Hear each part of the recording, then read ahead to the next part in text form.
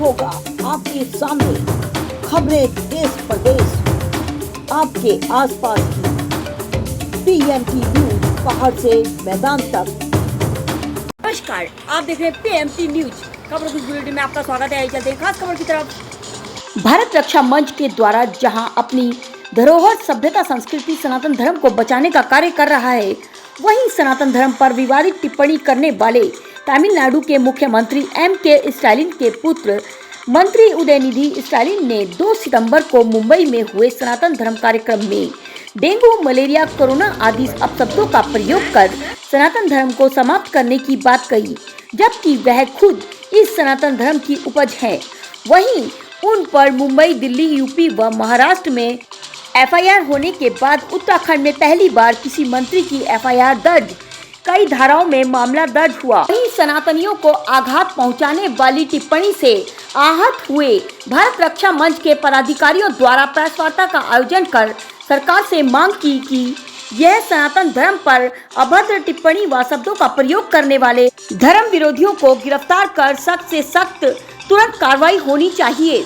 वहीं इस कार्यक्रम में भारत रक्षा मंच के संयोजक आशीष वाजपेयी, प्रांतीय उपाध्यक्ष विजेंद्र सिंह, प्रदीप त्यागी, प्रदेश उपाध्यक्ष मधु राघव, जिला उपाध्यक्ष संतोष, रितु ठाकुर व अन्य सभी पदाधिकारियों ने सनातन धर्म पर टिप्पणी व अपशब्दों के खिलाफ तुरंत कार्रवाई करने की मांग की। वहीं तुरंत कार्रवाई न होने पर धर्म विरोधियों के खिलाफ भारत रक्षा मंच सड़कों पर उतरने के लिए बाध्य होगा। आइए देखते हैं।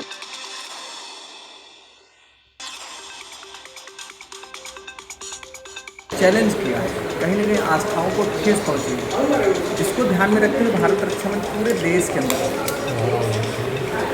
खिलाफ कठोर कार्रवाई हो और कठोर कार्रवाई से इनको मंत्री पद से बर्खास्त किया जाए और बर्खास्तता के साथ साथ इस देश के अंदर एक ऐसा कठोर कानून बने जो जनप्रतिनिधियों के लिए बने, क्योंकि कहीं ना कहीं जनता उनका अनुसरण करती है, जनता उनको फॉलो करती है, उनके बयानों से सामाजिक माहौल खराब होता है।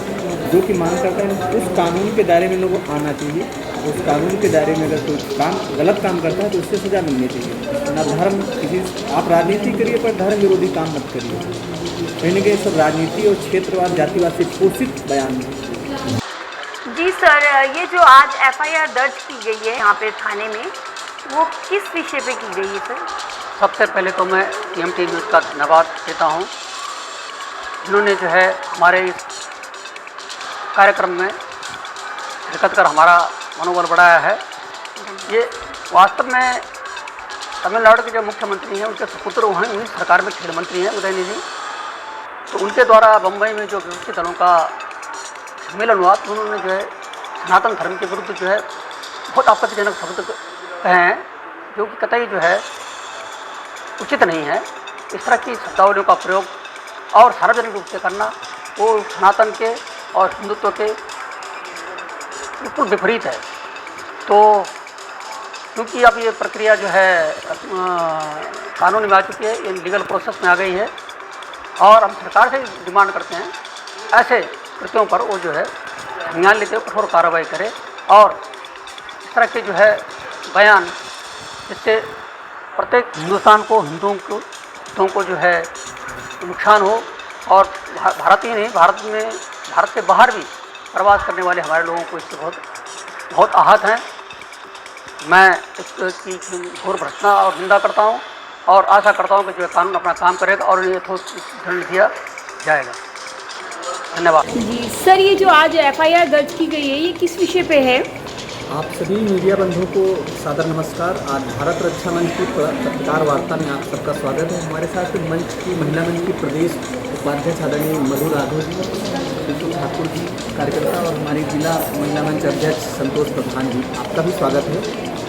आज भारत रक्षा मंच में पूरे देश के अंदर, वैसे आप सभी लोगों को मीडिया बंधुओं को ज्ञात होगा कि हमारे देश के अंदर हम विश्व भर में बसे हिंदुओं की आस्था का केंद्र सनातन धर्म। हाल ही में तमिलनाडु के मुख्यमंत्री एम.के. स्टालिन के बेटे उदयनिधि जो युवा खेल मंत्री सार्वजनिक मंच पे मुंबई में एक बयान दिया जिसमें सनातन धर्म को डेंगू मलेरिया का उदाहरण देते हुए, ये मुझे लगता है बेहद दुर्भाग्यपूर्ण है और कहीं ना कहीं करोड़ों हिंदुओं की आस्था से खिलवाड़ है। भारत रक्षा मंच पूरे देश के अंदर इसकी भर्त्सना करता है और हम पूरे देश के अलग अलग प्रांतों में FIR दर्ज करवा रहे हैं और गृह मंत्री को ज्ञापन भी प्रेषित कर रहे हैं, जो कि राजनीतिक जनप्रतिनिधि पार्टियां भी इस दायरे में आनी चाहिए। जनता उनको फॉलो करती है, जनप्रतिनिधि को फॉलो करती है और एक बयान देते हैं, वोट बैंक को सॉलिड करते हैं, वोट बैंक को अपना मजबूत करते हैं। कहीं कहीं हिंदुओं की आस्था से लगातार खेलने का एक तरीका चला है। कोई हमारे धर्म के बारे में कोई रामचरितमानस पाठ की प्रतियाँ जला रहा है, कोई गणेश साहब बीड़ी बना रहा है, कोई हमारे देश के अंदर हिंदू देवी देवताओं की आस्था से खिलवाड़ कर रहा है, कोई हमारे देवी देवताओं को गाली दे रहा है। क्यों देता है पता है? क्योंकि हमारे देश के अधिकांश पार्टियां राजनीति से पोषित होती हैं, वोट बैंक से पोषित होती हैं। भारत रक्षा मंच इन सबका विरोध करता है। भारत रक्षा मंच पूरे देश के अंदर गैर राजनीतिक में अपने काम करता है। उत्तराखंड में अपने में हाल ही में बड़े पैमाने पे इसके अभियान चला रखे हैं। 15 दिनों के अंदर उत्तराखंड के अलग अलग क्षेत्रों में FIR तो आज हमने विकास नगर में ऐसे व्यवसायी हैं भुवन पुजारी जी को मैंने दिया है, शाम को मुझे FIR की कॉपी भी देंगे, उन्होंने बोल रखा है। और हम मांग करते हैं कि उनको कठोर सज़ा के साथ साथ कानून के दायरे में लाना चाहिए। आपने ज्ञापन के माध्यम से जो संदेश देना चाहा है कि प्रशासन को अपनी ओर से, उसमें आप क्या कार्रवाई चाहते हैं? प्रशासन क्या कार्रवाई करे? नहीं, हम पुलिस से मांग करते हैं क्यों ना ऐसे राजनेताओं के खिलाफ जगह जगह PIL या FIR लगनी चाहिए। FIR हो और उन FIR में हम लोगों ने मांग किया है कि तमिलनाडु में जो उन्होंने बयान दिया है, तमिलनाडु की सरकार में जो मंत्री हैं उनके यहाँ कठोर FIR से कठोर सज़ा की मांग करता है भारत रक्षा मंच। और दोबारा कोई जनप्रतिनिधि कोई राजनेता सनातन धर्म या हिंदू संस्कृति को अपमानित करने का दुस्साहस ना करे। और हम पूरे देश के अंदर अगर हमारे सरकार नहीं सहयोग करेगी, नहीं लागू करे, तो भारत रक्षा मंच के कार्यकर्ता सड़कों पर नजर आएंगे। क्योंकि सनातन और आप मीडिया के भी लोगों से कहेंगे, क्योंकि आपकी पत्रकारिता, आपका चैनल तब चलेगा ना जब इस देश के अंदर देश और संस्कृति हमारा धर्म बचेगा। हम यही मांग करते हैं कि उनको सजा मिले। वो आप जनता से क्या मांग करना चाहेंगे इस विषय में? जनता से तो हम ये मांग करना चाहते हैं कि जिस तरह आप अपनी रोजी रोटी, अपने कैरियर के लिए काम करते हैं, उसी तरह देश, धर्म, राष्ट्र को बचाने के लिए, राष्ट्रवादी विचारधाराओं को मजबूत करने के लिए आपको एक साथ भारत रक्षा मंच आपसे आह्वान करता है। आप किसी दल में हो, किसी पार्टी में हो, किसी सरकार में हो, और आप भारत रक्षा मंच इस देश के प्रदेश के अंदर, हम आपके उत्तराखंड के अंदर अच्छे लेवल पे गैर राजनीतिक रूप में यहाँ की संस्कृति के लिए, यहाँ के सरकार के लिए, यहाँ के शासन प्रशासन में बैठे लोगों के हित के लिए हम काम कर रहे हैं। तो जनता से भी आह्वान करते हैं कि ये आपका गंभीर विषय है। आपका उत्तराखंड बेहद चिंता का कारण है, क्योंकि ये देवभूमि है। देवभूमि में एक सोची समझी रणनीति के तहत जिस तरह से इस्लामिक दुनिया लैंड या हिंदू संस्कृति को अपमानित किया जा रहा है, यह बेहद दुर्भाग्यपूर्ण है। जनता को आगे आना चाहिए, इसके लिए जनता से आह्वान करते हैं। जैसा कि क्षेत्र में देखा जा रहा है, युवा पीढ़ी लगातार नशे की कट में बढ़ती जा रही है, उसके बारे में क्या कहना है? ये देखिए, युवा पीढ़ी और दूसरी बात मैं आपका ध्यान आकर्षित करना है, युवा पीढ़ी साथ में हमारा युवा संस्कृति से डिस्कनेक्ट हो रहा है, अपनी मूल संस्कृति को छोड़ रहा है, मतलब पश्चात या मतलब बाहर की संस्कृति को अपना रहा है। उसका मूल कारण हमारे देश में हमारे गार्जियन, हमारे माँ बाप ये तो चाहते हैं कि हमारा बच्चा संस्कृति का पालन करे, लेकिन स्वयं नहीं पालन कर पा रहे हैं। हम कॉन्वेंट में पढ़ा रहे हैं और बात संस्कृति की बात करते, बात संस्कारों की करते हैं, तो क्या वहाँ संभव है? ये गार्जियनों को चिंतन करना। क्या हमारे देश के अंदर सरस्वती विद्या मंदिर ये अपनी संस्कृति को बढ़ाने वाले स्कूल कॉलेज नहीं है? हम उसमें नहीं पढ़ाते हैं। तो कहीं ना कहीं गार्जियनों को चिंता करना चाहिए। जिस तरह उनके बच्चे आज नशे के साथ साथ बेरोजगारी भी प्रमुख कारण है, मुझे लगता है नशे के साथ बेरोजगारी भी है। तो क्यों ना हमें गार्जियनों को, गार्जियन ये कहें कि हम अपने बच्चे को केवल IAS PCS नहीं बनाएंगे, बल्कि उनको आत्मनिर्भर भी बनाएंगे।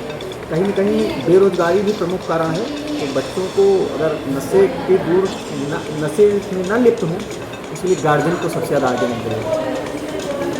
धन्यवाद। इसके बैनर की तरह आप यहाँ पे पहुँचे हैं और आपके द्वारा एक FIR भी विकास नगर थाने में की गई है, और आपके द्वारा जो FIR दी गई है वो किस मुद्दे पर, किस विषय में दी गई है? देखिए, सर्वप्रथम तो आप पत्रकार बंधुओं को मैं स्वागत प्रदान करती हूँ। हम भारत रक्षा मंच के पदाधिकारी हैं।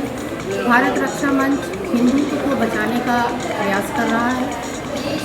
और निरंतर हम लोग गैर राजनीतिक दल की तरह काम कर रहे हैं, अपने संस्कार सनातन धर्म को बचाने का प्रयास कर रहे हैं। जैसा कि आपको विदित है, आज हमने थाने में एक FIR दी है उदयनिधि के खिलाफ, जिन्होंने एक बड़े मंच पर हिंदू धर्म सनातन धर्म को अपशब्दों से परिभाषित किया है, जो कि बड़ा ही अशोभनीय है, जिसके लिए हम सभी हिंदू दुखी हैं। और हमारा हिंदू समाज इस बात के लिए उनके खिलाफ दंड चाहता है। किसी को भी अधिकार नहीं है कि वो किसी धर्म को परिभाषित करे। सर्वप्रथम तो उन्होंने जो कुछ भी सनातन धर्म या हिंदू धर्म के लिए कहा वो पूर्णतः गलत है, उनको ऐसा कहने का कोई अधिकार नहीं। दूसरा, मैं महिला मंच की तरफ से यही कहना चाहती हूँ कि आज हमारा युवा जो भटक रहा है, अपने धार्मिक संस्कृति सभ्यता से विमुख हो रहा है, उसका मुख्य कारण है हमारे घरेलू संस्कार। सबसे पहले मैं मातृशक्ति से यही प्रार्थना करना चाहती हूँ कि आप पहली पाठशाला बच्चों की जो घर से शुरू होती है, माता के द्वारा वो शिक्षित किया जाता है कोई भी बच्चा, तो बच्चों को इस प्रकार प्रत्येक माता शिक्षित करे कि वो समाज में जाकर के अपने सभ्यता संस्कृति और धर्म का सुचारू रूप से पालन।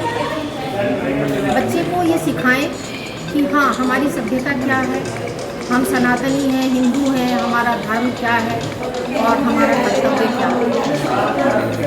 पहली संस्कारशाला जो है माता के द्वारा जब अच्छी प्रकार से बच्चों में दी जाती है, तो बच्चे को कभी भी पथ। मैं काफ़ी समय शिक्षिका रही हूँ, बच्चों को मैंने पढ़ाया है, लेकिन आधुनिक युग में बच्चों में जो परिवर्तन आया है उसमें कहीं ना कहीं पारिवारिक संस्कारों का भी अभाव है, ऐसा मेरा मानना है। और सनातन धर्म सनातन धर्म प्राचीन धर्म है, जिससे जो हमारी भारतवर्ष को बनाए हुए है, हमारा भारतवर्ष इसी सनातन धर्म पर टिका हुआ है। और काफ़ी लंबे समय से विभिन्न दलों के लोग सनातन धर्म और हिंदू धर्म पर विभिन्न प्रकार की टिप्पणियां करते रहे हैं, लेकिन इनके खिलाफ कभी कोई कार्रवाई नहीं होती है। तो मेरा सरकार से भी निवेदन है और जितने भी ये जिम्मेदार लोग हैं उनसे यही कहना है कि कम से कम यदि कोई विशेष व्यक्ति या कोई ऐसा शक्तिशाली युवा मंच पर खड़ा होकर के किसी धर्म को अपशब्द से परिभाषित करता है तो उसको अवश्य दंडित करना चाहिए।